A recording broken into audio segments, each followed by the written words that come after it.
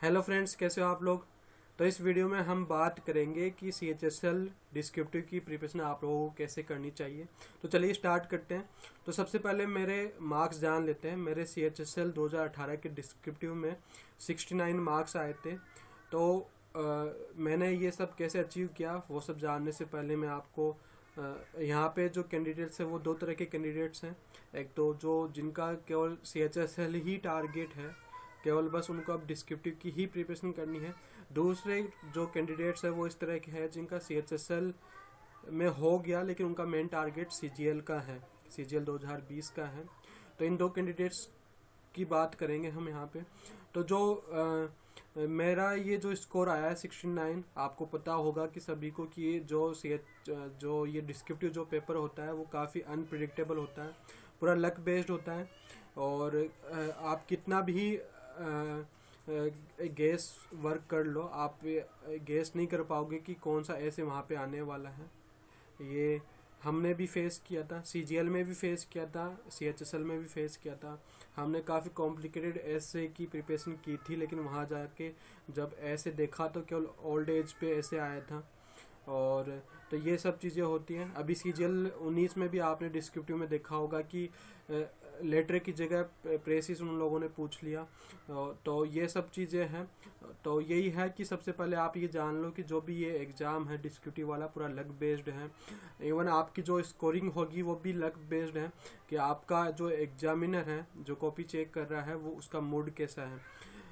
Even आपने देखा होगा यूट्यूब पे काफ़ी RTI की से कॉपी अवेलेबल है, आप देख सकते हैं कि काफ़ी लोगों ने काफ़ी अच्छा लिखा था फिर भी उनके इतना अच्छा स्कोर वो नहीं कर पाए, और कुछ लोगों ने काफ़ी अच्छा नहीं लिखा फिर भी उनके कंपेरेटिवली उनके काफ़ी अच्छा स्कोर उनको दिया गया है। तो ये सब है कि आपका कौन सा एग्जामिनर आपकी कॉपी चेक कर रहा है, उसके ऊपर ये पूरा डिपेंड है।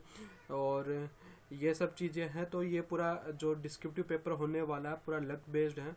तो जो फुल टाइम CHSL के डिस्क्रिप्टिव की प्रिपरेशन करने वाले हैं तो उनको तो ये करना है कि डेली उनको एक जो ऐसे और एक लेटर और एक प्रेसिस लिखने की प्रिपरेशन उनको करनी चाहिए डेली। अरिहंत की एक बुक आती है, आप उसमें से जो इम्पोर्टेंट ऐसे हैं उनको चूज कर सकते हो। और ये ध्यान रखना कि जो ऐसे हैं सबसे पहले जो प्रायोरिटी आपको रखनी चाहिए वो इजी वाले एसेज पे रखनी चाहिए, जैसे एजुकेशन पे हुआ, ओल्ड एज हुआ, पॉवर्टी हुआ, पोल्यूशन हुआ, ये सब जो चीज़ें हैं इनके ऊपर आपका मेन फोकस होना चाहिए। और साथ साथ में आप करंट के भी देख सकते हो, क्योंकि आप फुल टाइम इस डिस्क्रिप्टिव की ही प्रिपरेशन कर रहे हो तो आपको काफ़ी टाइम है आपके पास। तो आपको सबसे पहले वो उस डेटा की आपको प्रिपरेशन करनी है जो आप हर तरह के ऐसे में यूज कर सको। और आप साथ में लिख के भी प्रैक्टिस कर सकते हो, जो इनकी वर्ड लिमिट रहती है आप उसका ध्यान रखना। साथ ही आपको जो नया रूल आया है UFM करके उसका भी ध्यान रखना है। और अब हम उन कैंडिडेट्स की बात कर रहे हैं जो CHSL के साथ साथ CGL की भी तैयारी कर रहे हैं, और उन्हीं में से मैं था। मैंने CGL की प्रिपरेशन करते हुए ही CHSL की प्रिपरेशन की थी और मेरे 69 मैंने स्कोर किया है इसके डिस्क्रिप्टिव में। तो ऐसा कुछ नहीं है कि आप पूरे 24 घंटे पूरे डिस्क्रिप्टिव की तैयारी कर रहे हो और आप केवल 2 घंटे प्रिपरेशन करते हुए भी सेम स्कोर कर सकते हो। जैसा कि मैंने पहले बताया कि ये पूरा एग्ज़ाम जो है पूरा लक बेस्ड है, एग्जामिनर के मूड के ऊपर है। और क्या ऐसे आता है आपको उसका कंटेंट यदि आपको आता है तो आप आराम से लिख दोगे। तो ये सब चीज़ें। तो जो अभी CGL की प्रिपरेशन कर रहे हैं उनको क्या करना है कि डेली 1 से 2 घंटे आपको निकालने हैं। आप चाहे लेजर टाइम में इसको यूज कर सकते हो।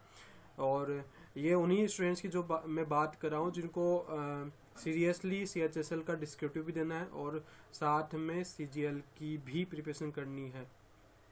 तो आपको क्या करना है कि आपको डेली कुछ टाइम निकाल के, लेजर टाइम निकाल सकते हो या फिर अपने शेड्यूल में से कुछ टाइम निकाल के आपको कुछ टॉपिक्स चूज करने हैं। सबसे पहले आपकी प्रायोरिटी वही रहेगी, जैसे जो नॉर्मल टॉपिक्स होते हैं ऐसे के पॉवर्टी, एजुकेशन, पॉपुलेशन, एनवायरनमेंट के ऊपर।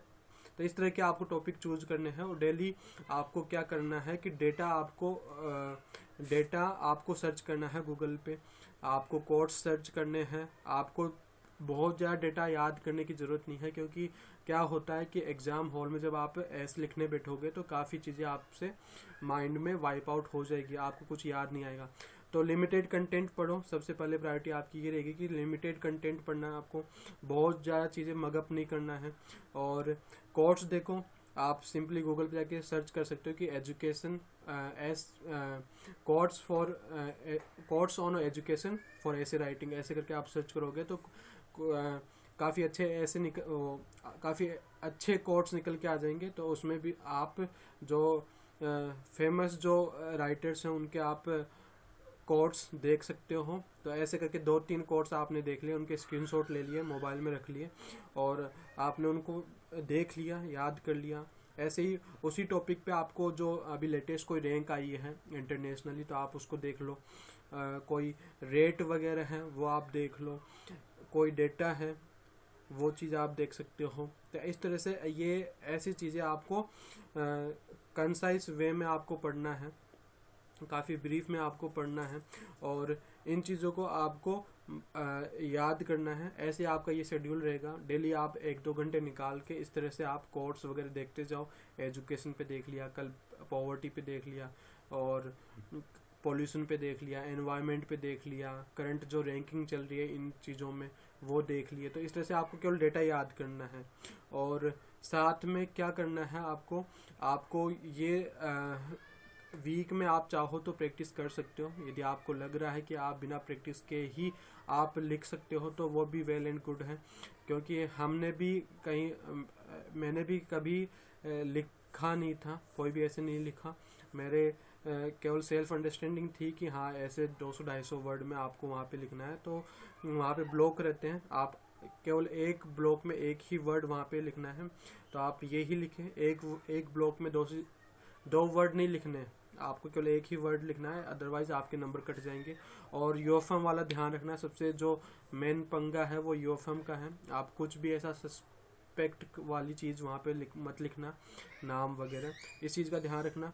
लेटर का आप देख लेना और प्रिसाइज जो आ रहे हैं उनका भी देख लेना आप कि उनको कैसे आपको टाइटल वगैरह देने होते हैं, यही है। और बुक्स में आप चाहो तो मैंने बुक ज़्यादा पढ़ी नहीं, मैंने उस वक्त अरिहंत की 151 ऐसे नाम से कोई बुक चलती थी, उसी बुक का मैंने PDF डाउनलोड कर रखा था। उसी में यदि मुझे अच्छा लगता था कोई ऐसे तो मैं उसमें से पढ़ लेता था, लेकिन काफ़ी मैंने उसको इतना यूज नहीं किया, केवल गूगल का यूज किया है मैंने।